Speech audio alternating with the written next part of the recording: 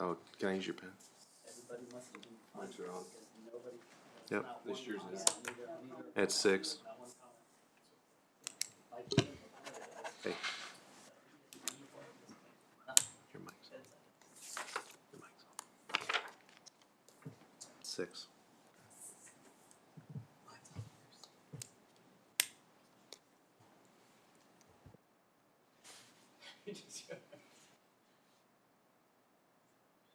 Give Chip a couple more minutes. So you can go ahead and get started. Can he can jump in now. Yeah. Yeah, I'll just make a note of, is Spencer here? he's caught in traffic. He'll be here in 4 minutes late. Okay. Well, that'll give you guys to get. Yeah, we're gonna go. There he is. There we go. Just in time. Did you get blown away, Chip? To get rained out. Flew in. Sorry, I'm late. All right, guys, I want to welcome you all to the special meeting on Thursday, April 25th. Sorry, about got the date wrong. April 25th, 2024. And Madam Clerk, if you could please take the roll. Mr. Young, Here. Mr. Peel, Here. Mr. Van Houten, Here. Mrs. Feback, Here. Mr. Verbreken. Here. Mayor, we have a quorum present. Thank you very much. With that, I entertain a motion to move into executive session number 1. And I believe we need 45 minutes. I move the city council recess in executive session 45 minutes to receive advice of council to receive legalities training pursuant to KSA 75-4319 B2 of the Kansas Open Meetings Act.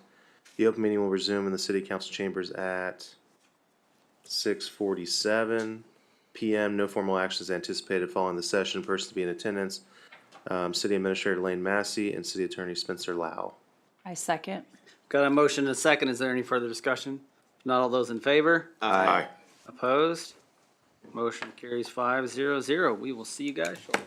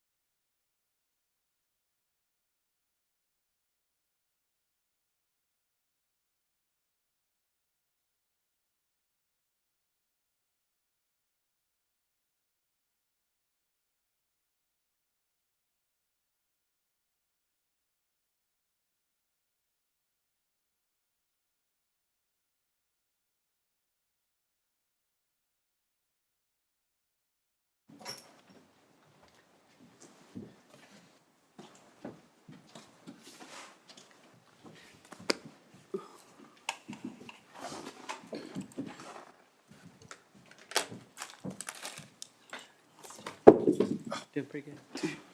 Yeah. Keep throwing stuff at me. All right, welcome back, everybody. Let the record reflect that the governing body reconvened into open meeting at 6:47. No votes were taken or decisions made during the executive session. The discussion was limited to the subject stated. And with that, I entertain a motion to adjourn. So moved. Second. Got a motion and a second. Is there any further discussion? Not all those in favor? Aye. Opposed? Motion carries 5-0-0. See you guys shortly.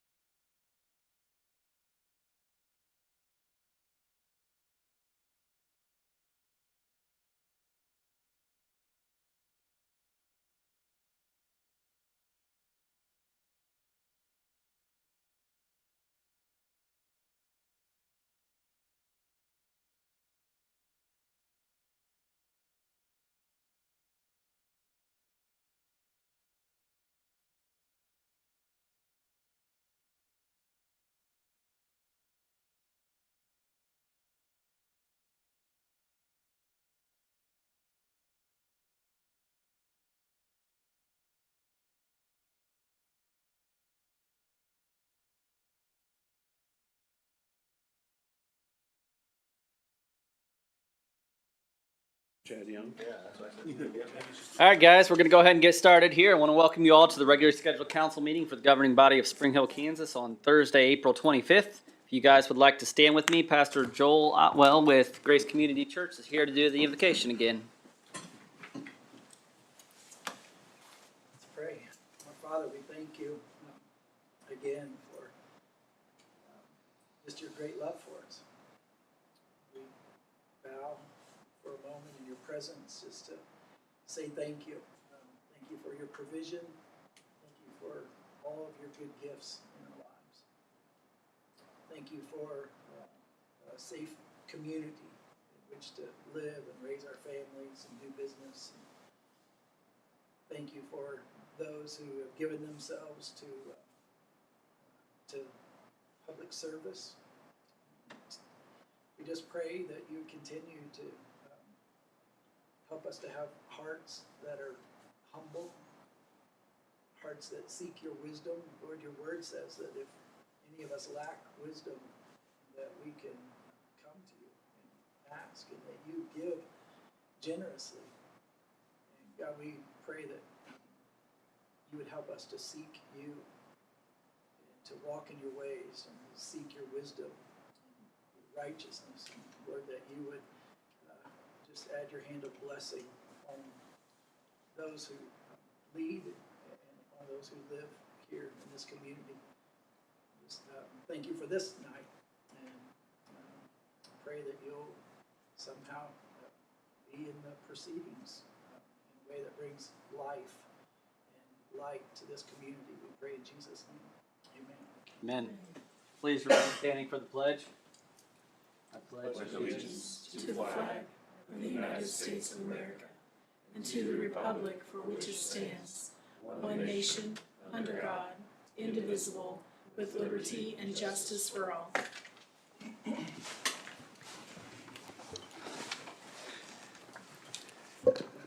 Madam Clerk, if you could please take the roll. Mr. Young, Here. Mr. Peel, Here. Mr. Van Houten, Here. Mrs. Feback, Here. Mr. Verbreken. Here. Mayor, we have a quorum present. Thank you very much. Next, we'll move on to approval of the agenda. We did have a request to remove the Spring Hill update by Baker Tilly, and then also to remove executive session number 2. Are there any questions or comments or any other requested changes? If not, I entertain a motion to approve the agenda as amended. I move we approve the agenda as amended. Second. Got a motion and a second. Is there any further discussion? Not all those in favor? Aye. Aye. Opposed? Motion carries 5-0-0. Next, we'll move on to citizen participation. This is a time when community members and citizens can come up and speak about whatever they would like to speak about. We did not have anyone sign up for the list, but if there's anyone in the audience that would like to speak, now would be your time.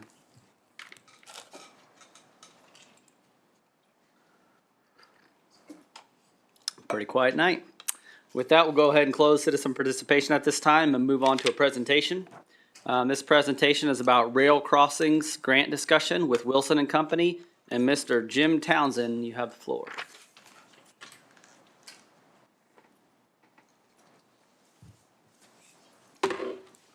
So the presentation's preloaded?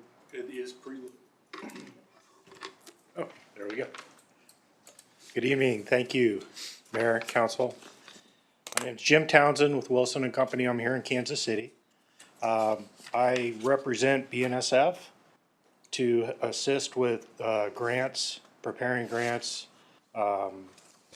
pursuing grants, working with the communities, and much like yours, to identify opportunities where BNSF and the communities can collaborate together. So we have a quick presentation to kind of roll through what we see for Spring Hill as an opportunity and the grant that we would like to pursue. Before we get started, I know there's talk of potential severe weather. If something were to happen, the best place is in the hallway right here, or just, we like to do a safety moment usually before we start, especially if something's going on. This is an old school, so that makes Okay. perfect sense. Yeah. All Lock right, them all and cover our heads. perfect. Or if you're like us, Ken, so we got on the front porch and watch. Yeah. Not really, guys. Don't do that. That's just what I do. Well, the map on the screen is BNSF's network, and the line that comes through Spring Hill connects two major intermodal lines. So it's an important connection from down near Springfield up to Kansas City.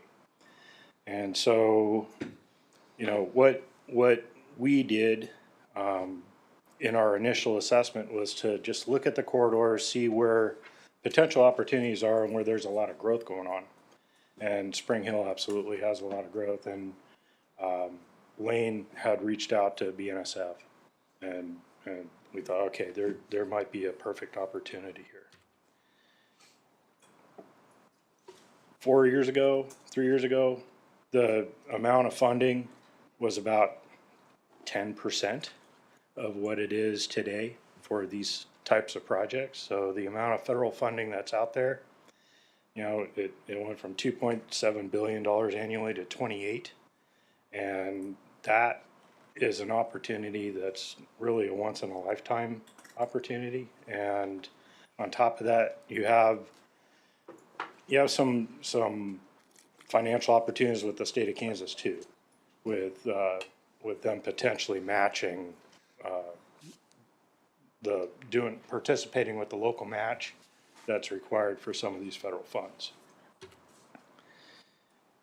So when you look at Spring Hill, the key is, with your community, you have multiple at-grade crossings. And with the level of activity that's on the corridor now, that's, and of course, the amount of activity grows as the region grows, as the needs grow. And so you'll see more and more activity at the crossing. Do you want to briefly explain what an at-grade crossing is? I know most of us up here probably know what it is, but just in case there's people in the audience or online that might not know what an at-grade crossing is. Yeah, absolutely. So you generally have two types of crossings. An at-grade crossing is where the road and the rail cross each other at the same grade. And so you cross the tracks, and when the train is going through, the gates come down and block the traffic from crossing the tracks. The other option is a grade separation, where the traffic goes either over or under the rail.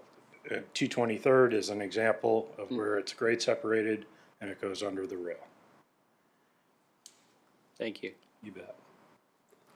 So, every at-grade crossing is a risk. It's a risk for the community. It's also a risk for BNSF or any railroad that operates. And usually those types of incidents are pretty tragic. It takes a couple miles for a train to even think about stopping. So, it can't react like a car. So the ideal situation is to try to totally separate people, vehicles, and so on from trains. And that creates a much safer environment. It also creates a better quality of life for the community, because they don't have to listen to the bells and whistles and so on at the crossing.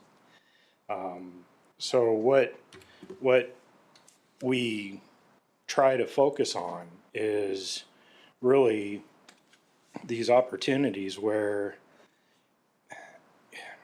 a lot of communities will ask for a single crossing to be looked at, examined. But in this case, we thought this is a great opportunity to look at the whole community and come up with a game plan for Spring Hill and BNSF to work together to move forward as a partnership. And that allows you to also integrate that type of plan into your community plans and so on, so that you can plan for those types of treatments at the crossings, whether it's at grade or grade separate, whatever, but being able to make sure that the space, the land that's there, that's needed for a undercrossing like what's on the screen is preserved so that you can grade separate it someday. When the development comes faster than the projects come, it becomes much harder. So if you can get ahead of it, that's a wonderful thing to do. An example project where BNSF worked with a community is down in Wellington, where they actually, what they called sealed the corridor. And that's kind of the approach we're looking for here, is an opportunity to make it so there aren't any at-grade crossings within Spring Hill. That's an ideal situation. If we can get there, wonderful. If we can't, any improvement is an improvement. But that goal of sealing the corridor makes it so the community's safe, the incidents just don't occur, trespassing doesn't occur, that kind of stuff, those conflicts are really mitigated. Oops. It went to couple.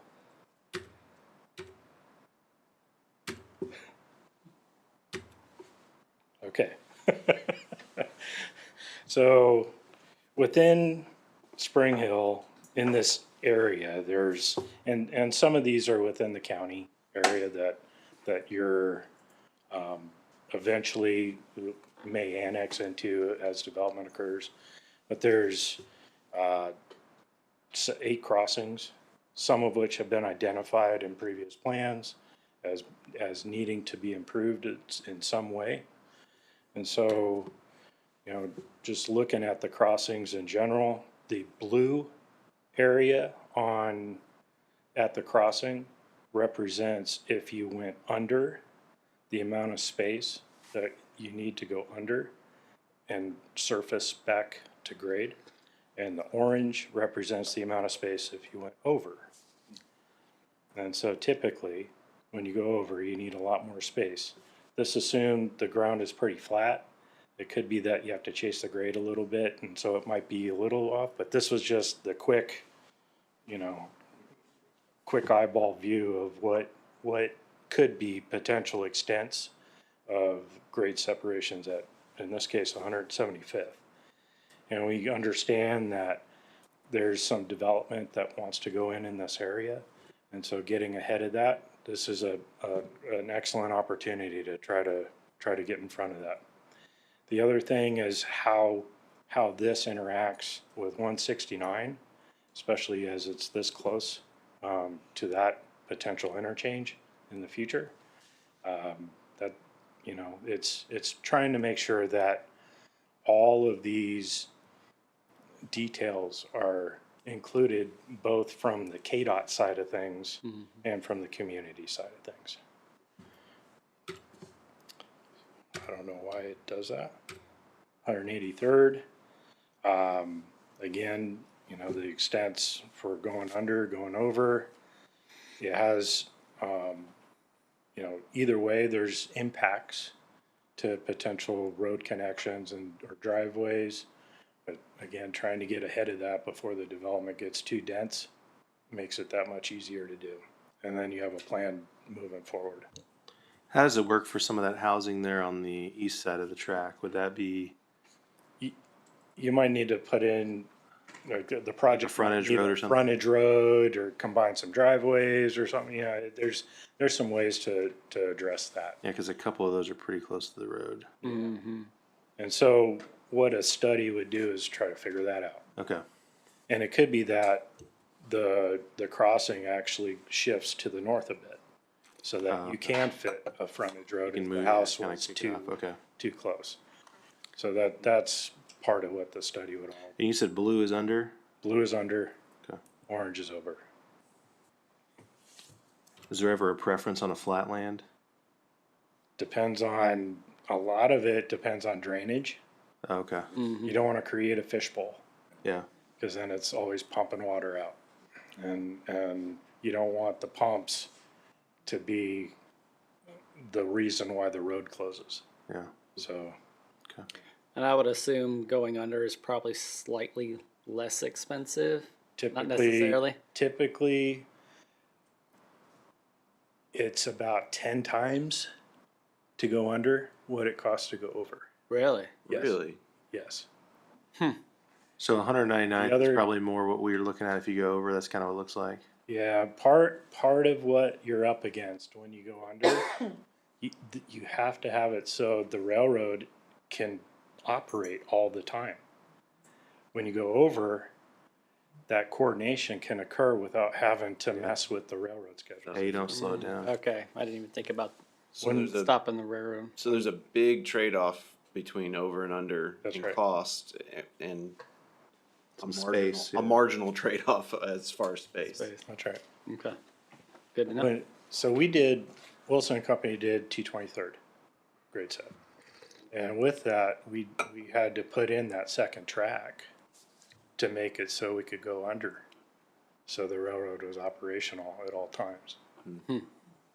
So what makes the choice? Why would they decide if it's so much cheaper to go over? Why would they decide to go over? Is it just simply because of the lay of the land and the grading? It could be land, it could be impact. There's a lot of different reasons, but you know, the study part of it outlines all the trade-offs, and then you can figure out the best way to move forward.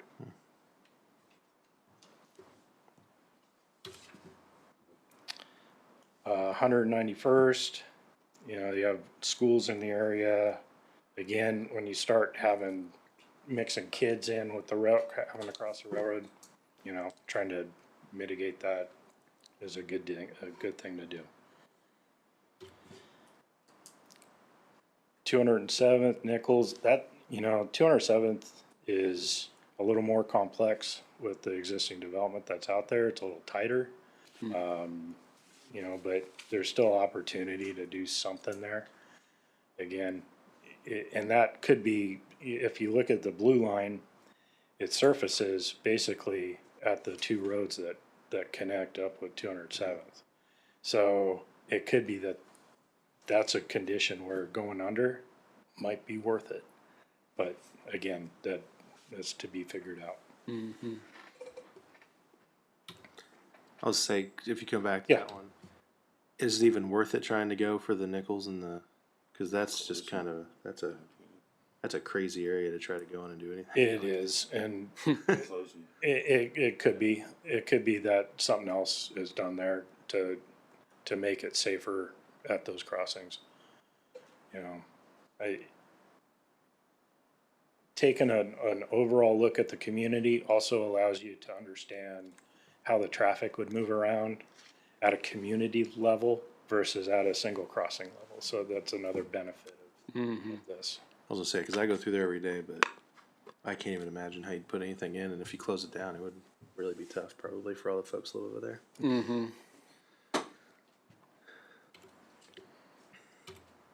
Whoops. Possessed. Yes. So when we originally started talking with Lane about this, you know, we're thinking, okay, there's an opportunity to study, do preliminary engineering and environmental clearance on 3 of the crossings, the 183rd, 191st, 207th. They're kind of the primary hottest topic crossings. Review the crossings at Nichols and Hale, and then do a study on 175th, just so you have something in a plan to point at and help plan for. We think that taking it that far would probably be about 200 or 2.5 million with a grant amount of 2 million. So 500,000 is the match. What BNSF has been doing is splitting the match. And in Kansas, there's an opportunity maybe to get some of the state, to get KDOT to participate with this. So they have a pot for the Build Kansas Matching Fund of 200 million that they're using to help match the federal funding. I do know that they have some big portions of that potentially being allocated to I-35 and some other big projects. But, you know, it's there until it's not. And so taking a bigger, swing, I'll say, at trying to advance quicker than a smaller amount is probably a more strategic approach to advance this in a way that something can actually get built sooner, especially as the federal funding is still flowing and KDOT might have some matching funds to play too. What about the county? They don't play in this at all? Right now, Especially since 183rd, half of that would be county. that conversation hasn't occurred yet. Okay. But another conversation that we started having internally was, you know, there are other communities along this same corridor that are also interested in this type of study. And there may be something, opportunity, one larger study so that they're not competing against each other for the same pot of money. And so then we can advance what you want to do here, they can advance what they want to do there, and just have one application go into the DOT and US DOT. Would that process take a lot longer if you got multiple entities involved? No, Not necessarily. no.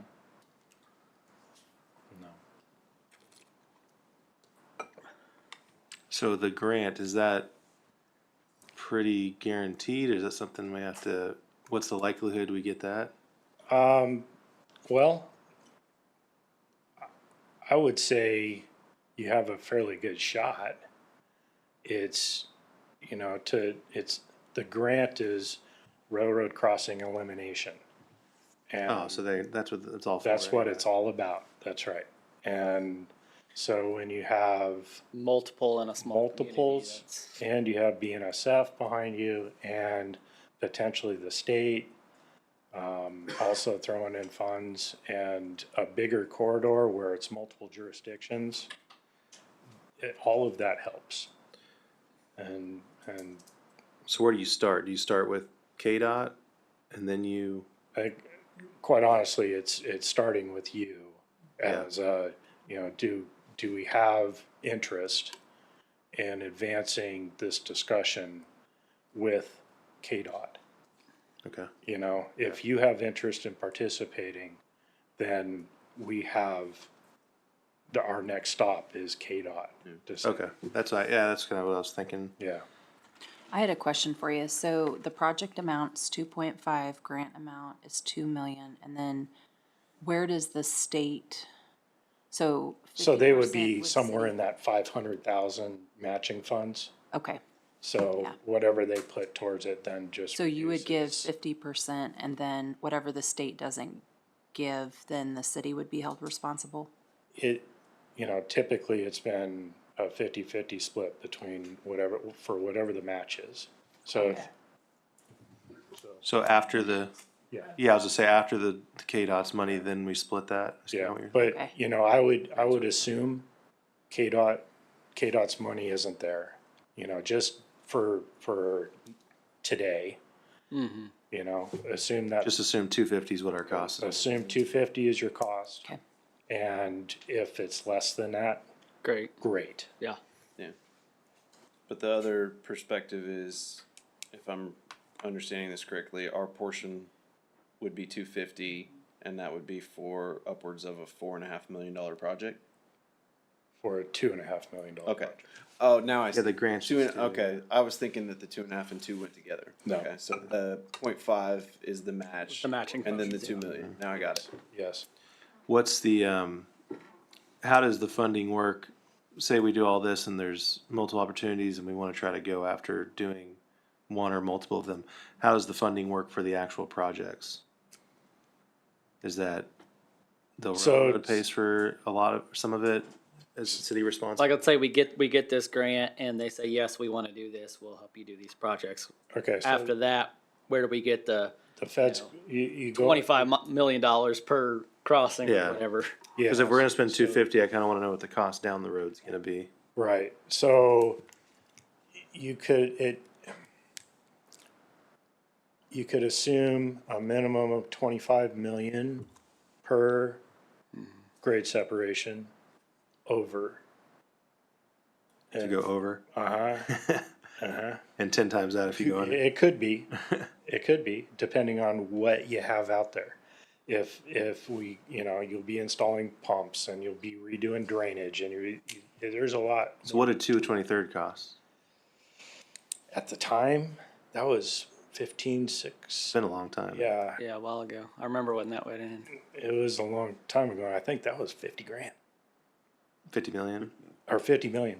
Sorry. Yeah. 50 grand, that's great. No, Back I think then, that was, right. I think that was 50. I think that was 50. Hire them again. Yeah. I think that was 50 million. 50 million. I think. So what now? That's 150 probably. Because when everything was said and done. Yeah. But, the undercrossing, it could be a 80, it could be 100, but it just depends on what's. We'll kind of know that before we do anything ground. like that. But how does the funding work? So say it's 25 million. How does that get? So you go after grant funding to get Okay, that so then you done go too. after grant funding again to Yeah. help with that. Yeah, And is there percentages, kind of like when we talk about the CARS program, there's a percentage that, the max percentage you can get, what's kind of the max percentages you can get in grant funding for something like that? 80%, Oh, okay, so you can get quite a bit of it covered. yeah. Okay. Glenda, do you happen to remember, do you remember what the city's matching funds were for 223rd? I think you're the only one that was around here back when we did that. Was it county? It was a Miami County. Because that's Okay. county over there. Yeah, it's It Miami was County. Miami County. Okay. I remember that. Okay, so we Peggy, didn't. Penny Evans. Mm-hmm, Yeah. okay. Yeah. You have 6 at-grade crossings that we have currently, is that correct? 2, 3, 4, 5, 6, yeah. Okay. The 3 that we're mainly looking at with 175th kind of being a concept Yeah. or a study.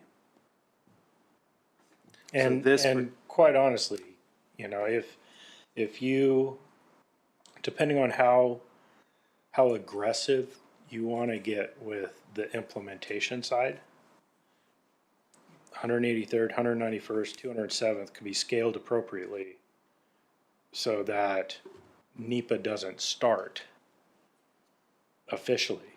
There are things you can do to get yourself ready without starting that NEPA clock. When you start the NEPA clock, then it's, The money's gotta be spent in the you gotta start Yeah. doing Timeline. stuff. So,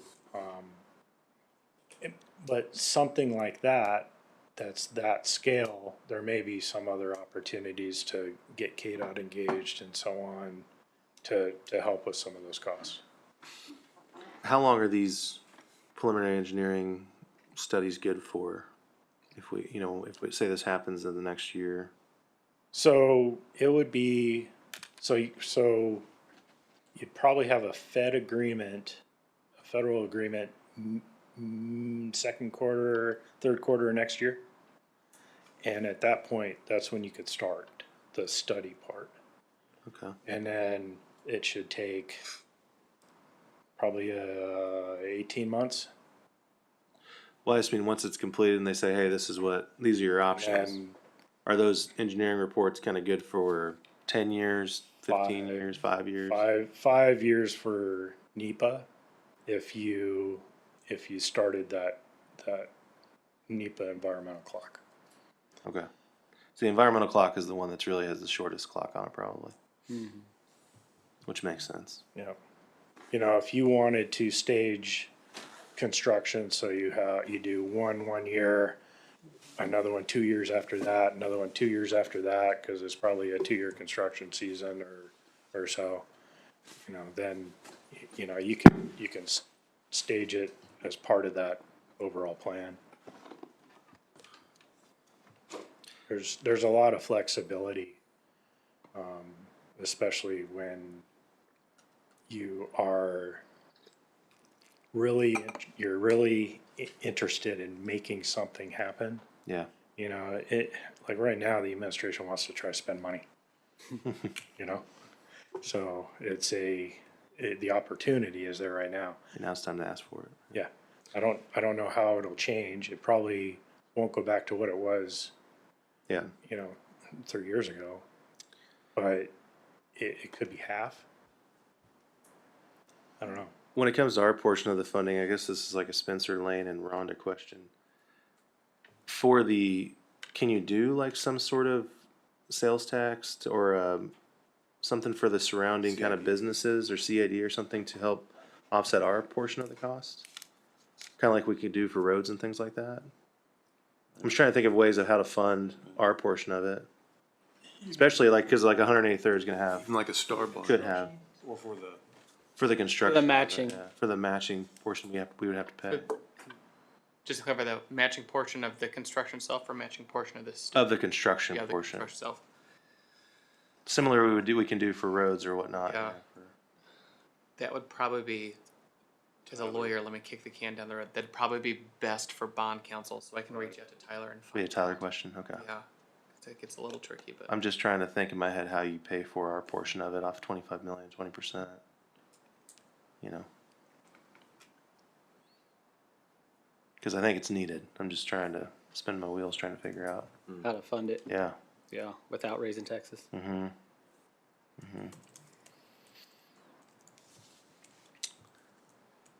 I mean, I think we go through and figure out if we can get the grant and if we can get, help funded from KDOT. We're not putting ourselves in any kind of contract saying, hey, let's keep pushing forward and seeing what it looks like. Cause I think this No, it is doesn't tie definitely, us down to I much. think it's something we definitely need, at least in my opinion. I don't know everybody else, but, Yeah. I think, yeah, we need to probably get Tyler involved, trying to figure out how we would, cause I don't wanna spend the 250 and then say, oh crap, we don't have anywhere to pay for the actual construction portion. Why do the, Yeah, that's my biggest getting worry everything. too, is doing our match piece and then, if it's 50 million for the cheaper crossing. Well, it's, The over. it would put us in like the car situation, except a lot bigger scale. Yeah, but Where we have these car projects, well, we Yeah. got this funding, but you gotta match X amount of dollars, Yeah, be a larger scale. So- I do think it's needed, but. Yeah. yeah, it would it's have to come- absolutely needed and would be a big improvement. But the cost issue is pretty daunting. Especially when we still have to fund everything else too. yeah. But If you don't mind, I could follow up on Councilman Young's question. I don't, and you may have said it and I missed it, but when it comes down to the final 20% of the project costs that the city would need to fund, how does the railroad participate in that cost? Typically, and I know it would probably vary by project. It does vary by project. They do participate at a level, especially with the bridge part of it.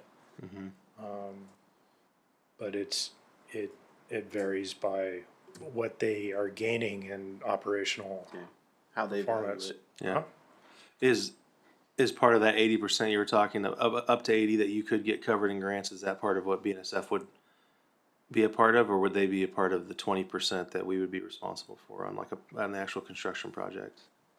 No, So kind of like, grant we're is like, the hey, the grant. grants, Yeah, whatever. the grant is the grant part of it, and So where BNSF may participate would be on our portion of it. Okay, The 20. so that would maybe, 20%. and KDOT too, that's where we would And get, hopefully you could get LPA funding from KDOT, and, okay. and So then that knocks down that 20 even a little bit more. And then, the other thing too is there will be the next Ike program. They already have an idea of what the next 2 years are, and then there'll be the next 2 years, which I think there may be one right after that, another 2 years after that, but they'll want the next program to roll into.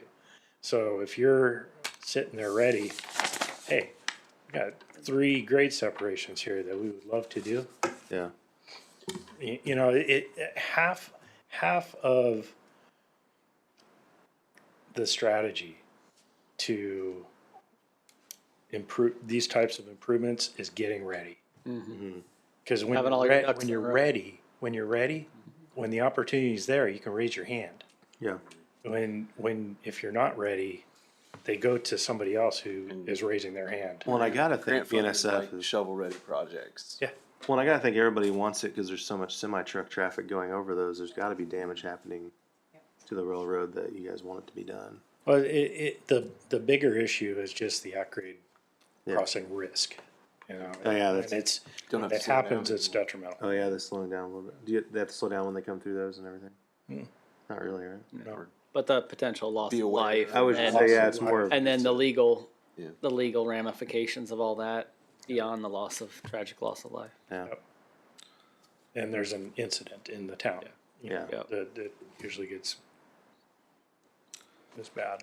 well, I mean, and my opinion is, yeah, I'd like to at least, look into it more and see, go down the road a little bit and see what else what other funding we can get, but I think going down this road is important and looking into it, so. Do you know the, like, specific name of the grant? Or does it have a specific? Railroad crossing elimination, So do they have a goal of getting rid of all at-grade crossings throughout the country? that is the goal, period. And what are they at, like 5%? Yeah, probably. That's probably about right. We got 2 out of 10. You're right. We got 2 out of 10 covered so far. Well, you know, in the end, it does help your community by creating a much safer environment for everyone. Yeah, I remember when both of these were done here, and it was a huge deal for both of them. So, it was kind of one end of town and the other end of town, kind of. That's right. I definitely, those 2 roads I use, just to stay away from the railroad. Yeah. Yeah, and the growth just keeps coming down. So, Yeah. you know, as your community grows and these developments occur along 169, just is more and more attraction, more and more traffic. And Well, and if we can, yeah, it's a big expense, but if we can do that before we have all that stuff go in there, it, help prevent some of those accidents, some of that stuff, which is kind of what we're trying to do with the stoplights and everything else too, is try to prevent some of those Yep. issues before they're such a major issue. The other factor is escalation of construction costs. The longer you wait, the more expensive The more it gets cost. over time. And so the sooner you do it, the more effective your money is.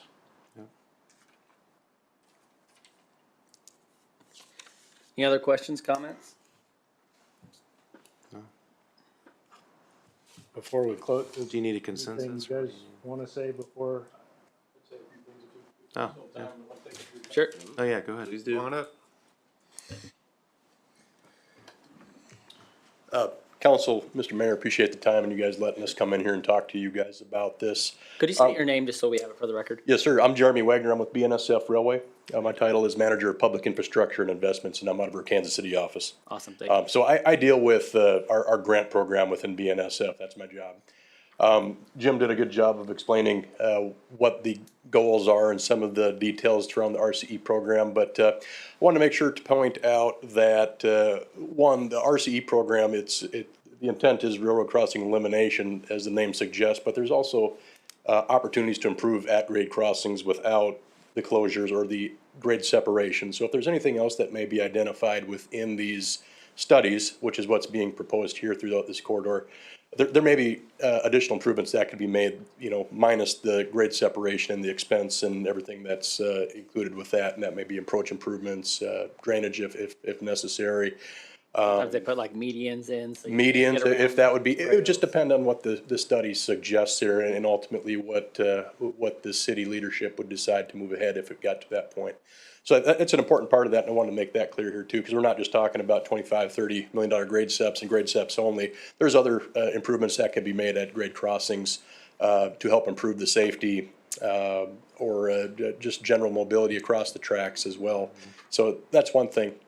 But I also wanted to at least take one here minute before we sit back down, just to emphasize the point that we're doing this because we want to work hand in hand with the community. We just don't want to put a grant application in front of you and say, hey, submit this and you guys run with this, let us know when you're done.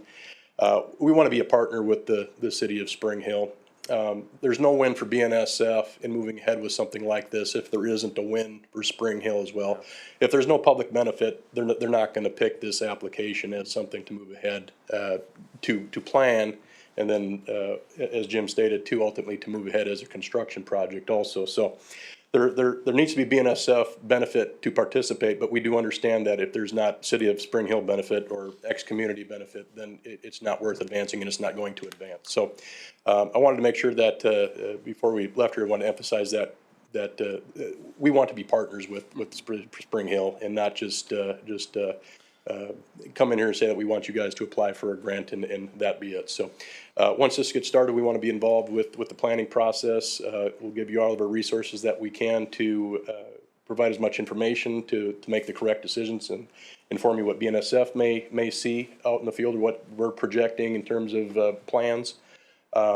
And try to accommodate what's best for the city of Spring Hill that makes sense for BNSF as well. So again, wanted to make sure that that was clear before we were done here today too, to Thank you know that we appreciate this that. Could you opportunity.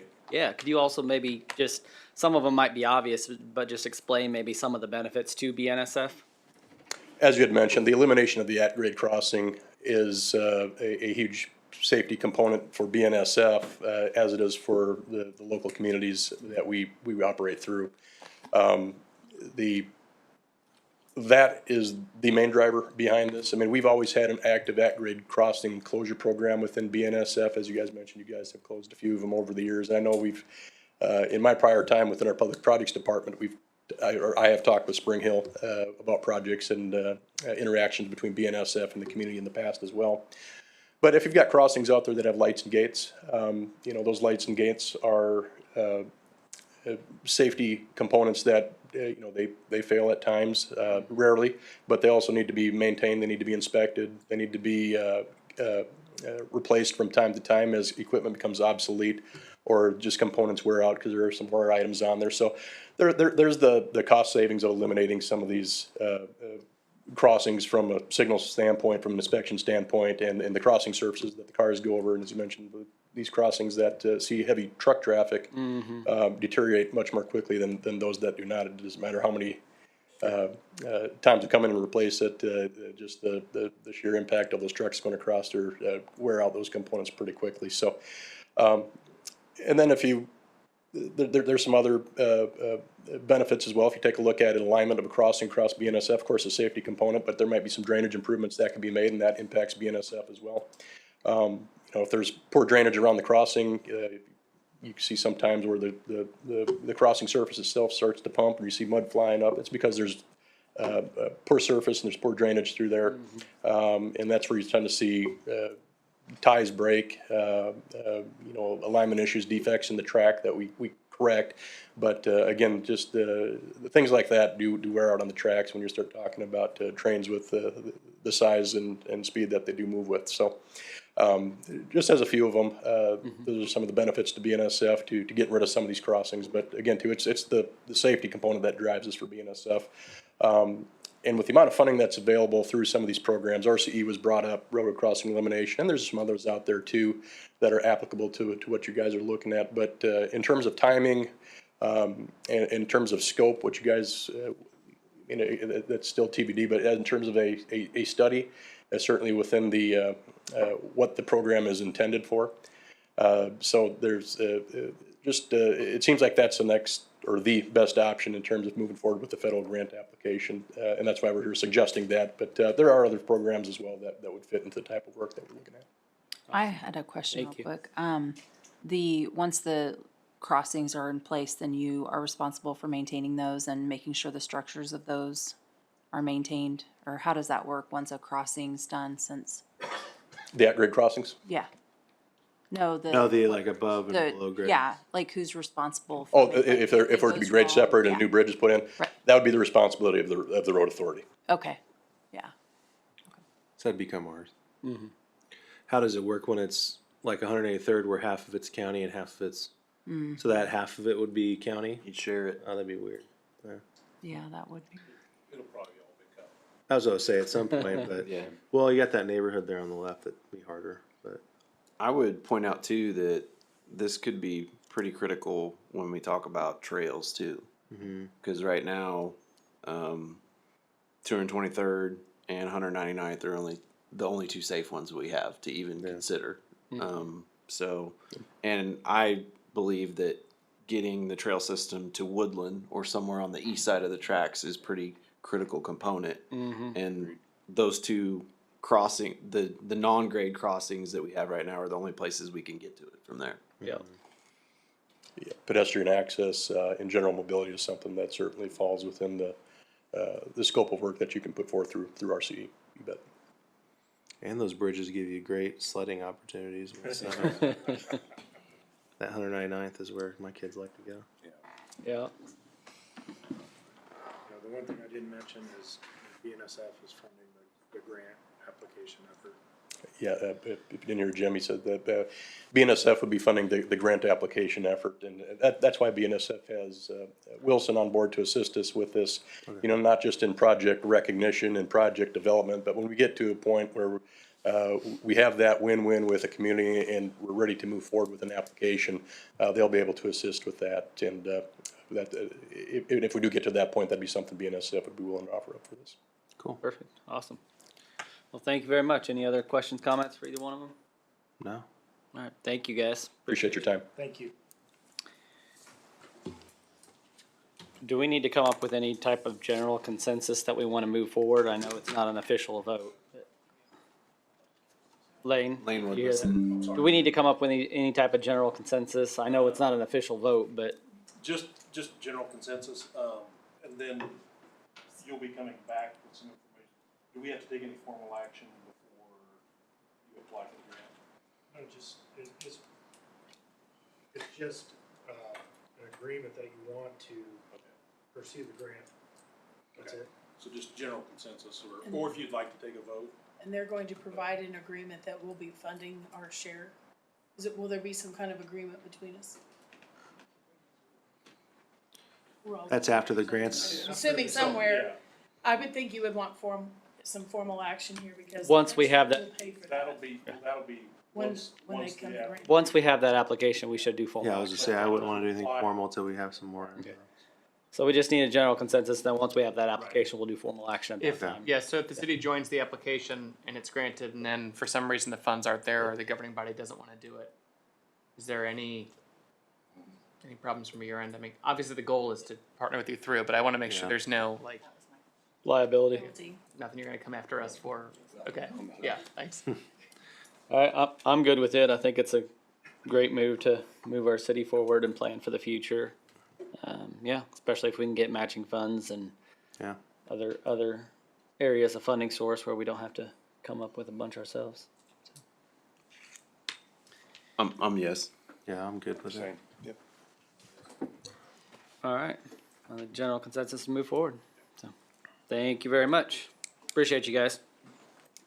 Next, we'll move on to the consent agenda. This is items that the staff considers to be routine maintenance. But if there are any questions or comments from any of you guys, now would be the time. If not, I entertain a motion to approve the consent agenda as presented. So moved. Second. Got a motion and a second. Is there any further discussion? If not, all those in favor? Aye. Opposed? Motion carries 5-0-0.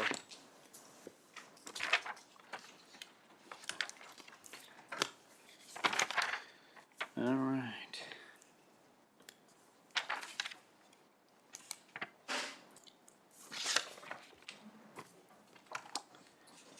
Sorry, I'm looking at this. Next, we'll move on to, that ends formal council action. No formal council action. We'll move on to a discussion item. And the first item on discussion is charter ordinances, and Mr. Lau, you have the floor.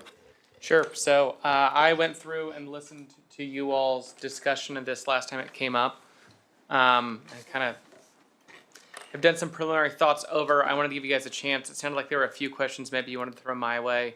I'm sure Ryan appreciates you guys not throwing them in while he was there. Not that he's not confident. He's a very good attorney, but yeah, he didn't work out here. So the general consensus, it sounded like to me, was there was a thought of limiting appointments just until the next regular election. Does that sound about right? Kind of where everyone's Yeah. feeling? Okay. The one concern I would have, and this is again, all of this is up to you all. So you guys have the latitude under home rule authority to set this for yourself. The one hesitance I would give is you want to avoid, and this was brought up at the meeting, as that continues to happen over and over, you get to a point where you might have 4, 5, 6 people up for election in a year, and that's obviously what we don't want. The goal of the code as it's set up now is that it's Staggered. 3 at a time, so that you essentially, well, you don't want your whole council to be turning over at an election. It's nice to have 3 people in there. One, it means that there's 3 people that kind of know what's going on, and you don't have these wild changes every 4 years, when the city can completely reverse course. You want to have some sort of consistency. That said, you guys don't need to do that just because that's the way it's been done in the past. So if that's still the way you want to do it, we can change our charter ordinance, or it would be adopting a new charter ordinance to just change it to any vacancy that is filled by appointment. That appointed person will serve until the next regular election for that office. And we will workshop that and make the language clear that it basically, it's not the next regular election for, That you know, position. the end of that term, but you can just call it the next city regular election if you want to. You want to avoid any language that Special, leaves, yeah, a requirement for a special election, because those are really expensive. And candidly, turnout for specials are typically low, and we want the highest turnout possible for you all's positions. So we can go that route. The other option is you guys can have different lengths for positions. So you can have the mayor fill out the rest of that term, and council members just go to the next election. You can do it vice versa. You can build in a catch-all so that if the appointed person is up at the next regular election, but that would cause 5 seats, 6 seats to all be up at once, you know, that triggers a no-go, and that person just fills up the rest of their seat. Sort of an exception to the rule to prevent 5 people being up in 1 year.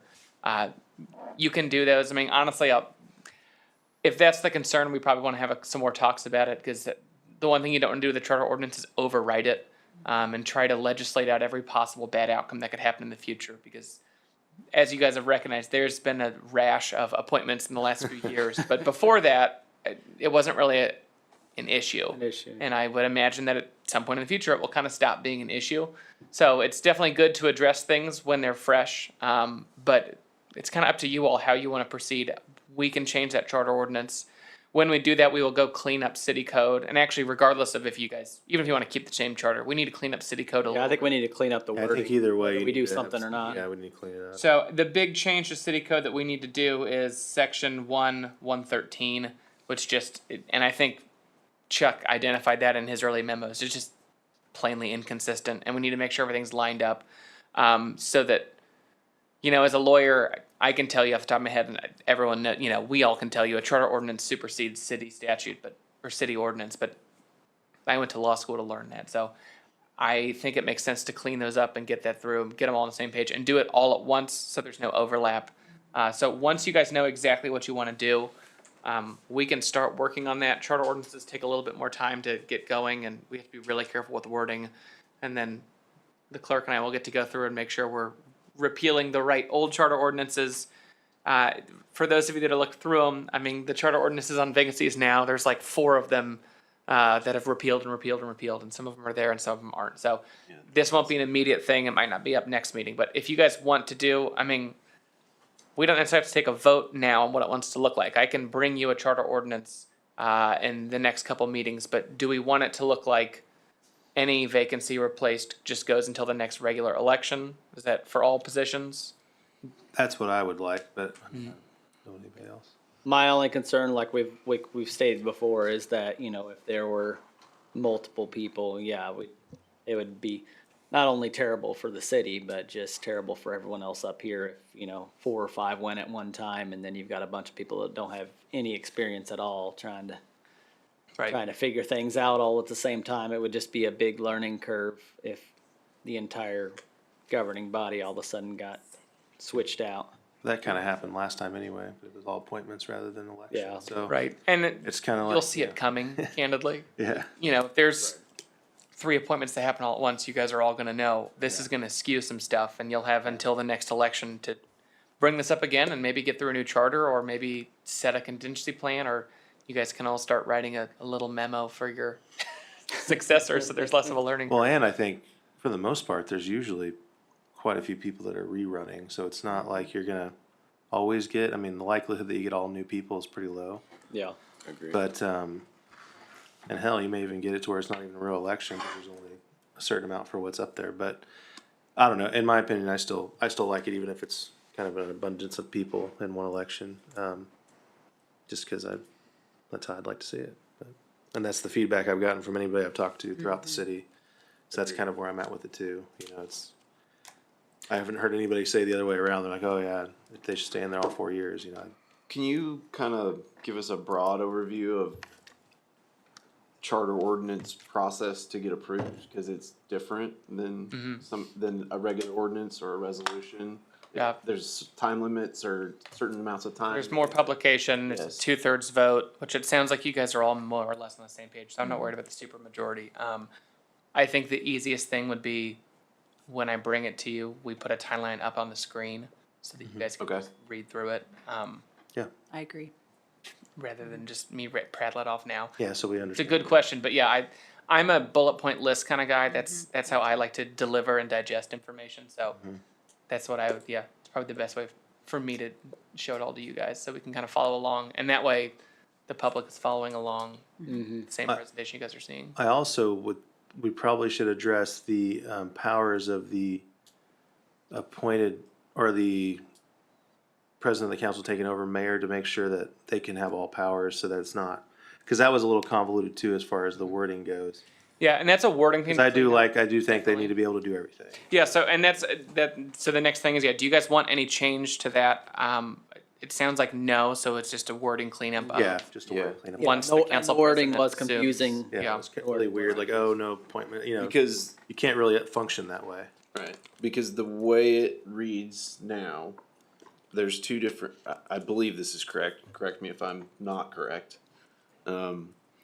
It basically tries to address two different mayor not being there situations. One where the mayor is there, not there permanently, and one where the mayor is not there for a either undetermined or short-term period of time. Where it is planned that the mayor is gonna resume that role. Right. Yeah. And there's different ways that it was treated based on what that situation was, but the words made it really hard to tell the difference. It wasn't clear to us layman's, yeah. No, And do you guys still want to keep that dichotomy of the two of when it's temporary, the mayor's out for one meeting or 5 meetings, the council president has more limited authority, whereas when it's a more permanent and we know for sure the I mayor would. isn't coming back. I Do you like that? I agree with I that. think so. I would say you may want to put some sort of time limit, because if it's an unknown amount of time and it's been 6 months and we're stuck with no finance director or no city administrator, Yeah.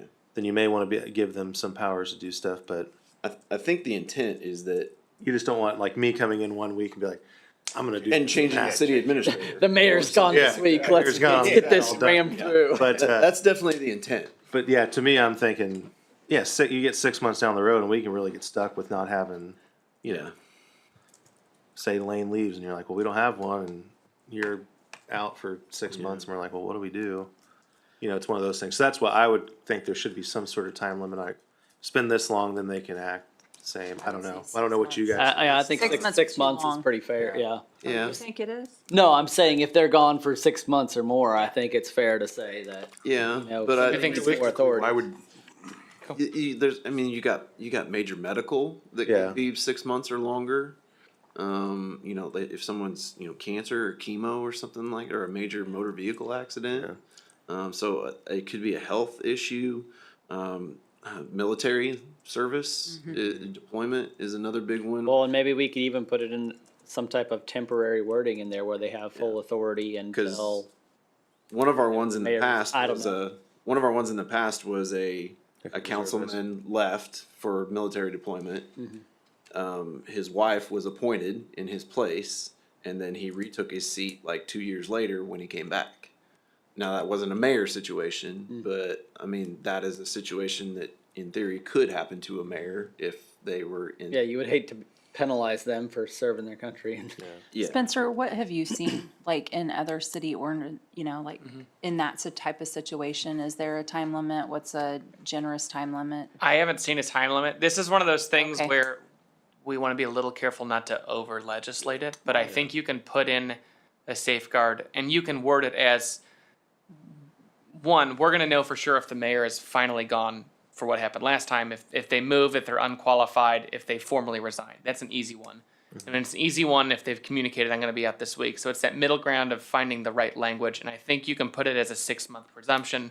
You can just put it as a, it's up to the mayor to communicate with, you can make it council president, you can make it city administrator, governing body as a whole of, if it's expected this absence might last longer than 6 months, there isn't a set rule. The mayor brings it to you all and there's a vote to decide how that happens, whether you want to install the council president full-time, whether the mayor needs to step down. I mean, And there could part of be it is you don't want to potential- take away the power of a mayor. You're all Exactly, adults. yeah. If you know you're going to be gone 6 months, some mayors might just be like, hey, no thanks, I'm done. If it's a serious health thing, some people might want it back when they're done. So you do want to leave some options open for flexibility. Charter ordinances are essentially like a constitutional amendment. They're designed not to get changed all that much. We're up to 36 now, Glenda? 36 is the number in my head because that's the vacancies one. But we're in the 30s, low 40s. The point is that we're not redoing these every 2 years because something else came up with Yeah. a vacancy. So Well, and I think you have got to be careful too. Let's say you have, I've been blessed where I get along with these guys really well. Well, let's say you have a mayor that doesn't get along with their council and he's gone for a certain amount of months and they say, hey, let's get him out of there. Yeah. Where he might not want to leave and they're trying to get him to leave and Yeah. So I think you got to be I careful. think it's like most things in that you want to assume people are going to use the system honestly, and that always leaves room for abuse for Yeah, people who choose not to do that. So I would rather and, be and very I clear. kind of fall with Spencer on this in that, like, let's not override it or overthink it too much. Yeah. Well, that's what it is now. I think it's overly explained, and that's why it's kind of convoluted. So yeah, the simplest we can make it. Make it very clear. That's what. I just don't want to get stuck with where we can't get things done if somebody's out type Yeah. of thing. But that's my only point behind after a certain amount of time. we'll start writing it, and if I find a clean way to do it, I'll bring it to you. And if there's a gap in there, we'll bring that up the next discussion item and kind of show the alternatives, what it looks like. with Yeah, so maybe bring an regulations. option with a 6-month limit and one Right. without it and Yeah, just. no, I mean, you make a good. What makes more sense? If someone's out for a serious health condition, we also want to steer clear of making it look like we're Discriminating. punishing somebody or discriminating or Yeah. retaliating because they had surgery. So, Yeah. Was there anything else in there that we had kind of talked about? I feel like there was one other thing. I can't The elections. remember. I think, yeah, just overall, was there any other? I'm trying to think. I thought there was one other kind of point of contention. My notes was Remember Amy? eliminating redundancies, eliminating inconsistencies, and conflicting information. Yeah, I mean, Which is purely language stuff. Clearing It's up all language. yeah. And some of it, you need some redundancies. You want your charter ordinances restated in city code because it's easier for people to locate your city code than it is to locate your charter ordinances. And they're scanned in and it's easier to control F through city code versus charter. So you're gonna have some level of redundancy where there's a city code provision that mirrors the Make charter sure they ordinance. match. Yeah, The goal is to make sure they actually mirror and not just like, Yeah, which I is meant kinda what it is now. redundancy within the charter ordinance. Okay, yeah. Charter ordinance 35 doesn't need to have charter ordinance 36 that says the same thing, right. Okay. Or slightly different and then or you're just a confused. small variation of it. Yeah. yeah. Okay. Yeah, so we can clean up the language and then bring us some examples and then we can kind of go from there and. Those were just numbers I Oh, well. pulled too. So would you do it similar to how it's done now, where you'll say disregard these charter ordinances and replace it Right, with this so one? whenever a charter repeals another one, you have to specify that, and it sounds like what you all wanna do is just repeal all of them that deal with vacancies and rewrite a whole new charter ordinance so that we're not referring to That's 3 absolutely. separate ones. That'd I be simpler, think so. yeah, I agree. so If we can that's just have one. yeah, cause I think it's right, 36, 26, and those are the two main ones, right, but there's another one in there. Yeah, and Yeah, it's so like, just- refer to this. Repealing all of those, so it's Yeah. in one spot makes sense, so we Yeah. can do that. I know Yep. back when I was studying it back 2.5 years ago, I spent up till like 1 o'clock in the morning studying and it still was just hard to make sense of it, Yeah. so. All right, any other questions or comments on that? Thank you, Spencer. I think that's all I have. Yes, thank you, Spencer. All right, next we'll move on to announcements and reports. I don't think I really have anything other than Do we have to But- do I guess we do that cert part. hopefully I don't, My bad. steal Brian's thunder, but Daffodil Days was a lot of fun with my family and kids and stuff. The weather was decent. It could have been worse. Thought it was gonna be cloudy. It was actually sunny, so that was fun. That's all I got. Mr. Young, No report.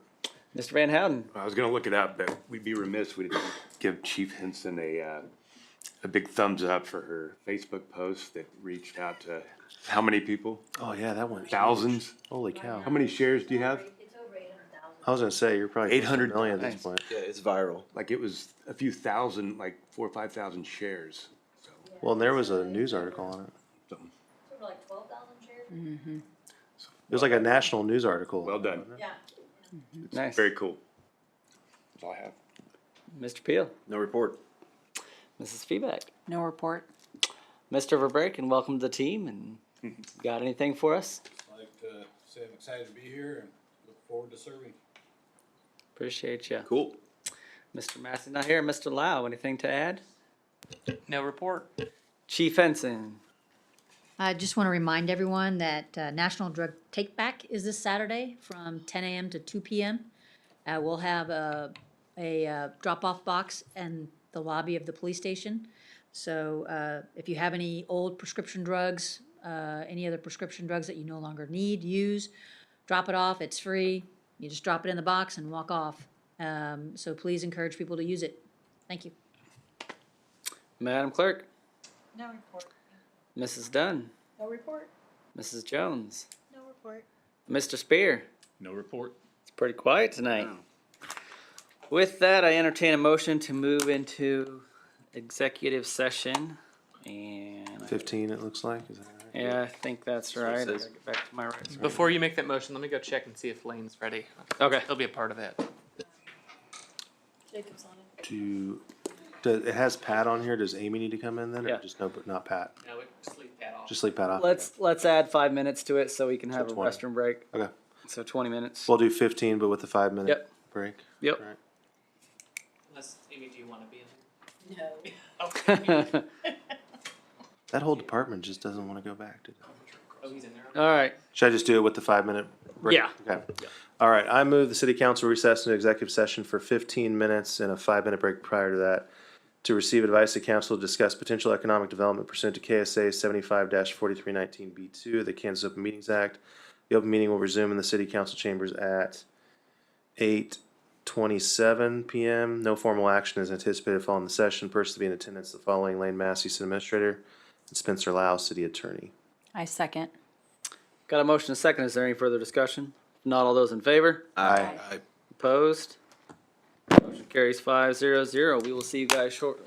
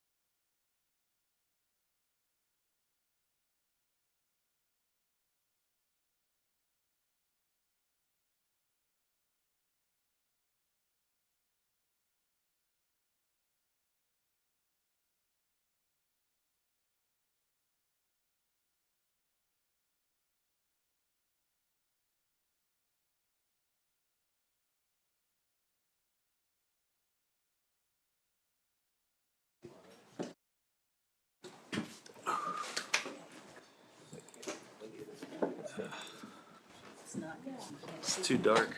Can't come flying by. Holy cow. Congratulations on your acquisition. Welcome back, everyone. Let the record reflect that the governing body reconvened into open meeting at 8:27 PM. No votes were taken or decisions made during the executive session. The discussion was limited to the subject stated. And with that, I entertain a motion to adjourn. So moved. Second. Got a motion, a second. Is there any further discussion? If not, all those in favor? Aye. Opposed? Motion carries 5-0.